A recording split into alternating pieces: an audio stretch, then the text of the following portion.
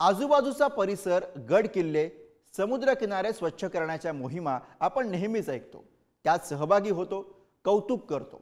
पण कोणीतरी स्मशानभूमीची स्वच्छता करतोय असं तुम्हाला सांगितलं तर?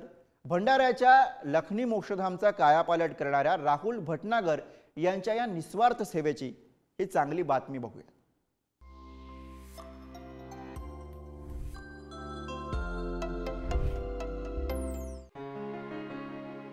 स्मशानभूमी हा शब्द जरी उच्चारला तरी अनेकांना धडकी भरते। या परिसरात जायचं म्हटलं तरी भीती वाटते। पण भंडाऱ्यातल्या एका तरुणाने स्मशानभूमीचाच कायापालट केलाय।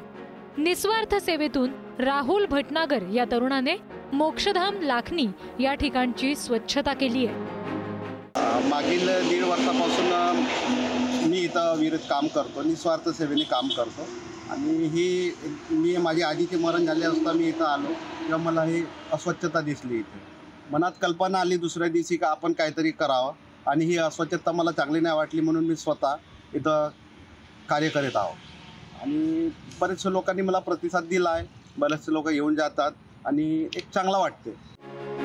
आपण आपल्या आजूबाजूचा परिसर नेहमी स्वच्छ ठेवतो, पण आपल्या एखाद्या प्रिय व्यक्तीला अंतिम निरोप देण्यासाठीचं स्थान सुद्धा स्वच्छ असावं हा विचार राहुल यांनी केला आणि स्मशानभूमी स्वच्छ करण्याचं व्रतच हाती घेतलं। राहुल करत असलेल्या या व्रताचं इतर सगळेजण कौतुक करतायत। राहुल हा स्मशानभूमीत नित्यनियमाने साफसफाई करतो आणि तेथील झाडांना पाणी वागवतो। तसेच स्मशानभूमीतील रंगरंगोटीचे काम सुद्धा त्यांनी केलं आहे। एक चांगला उपक्रम आहे माझ्याबद्दल। समाजासाठी काम करणाऱ्या या ध्येयवेड्या तरुणाचा आदर्श सगळ्यांनीच घ्यायला हवा।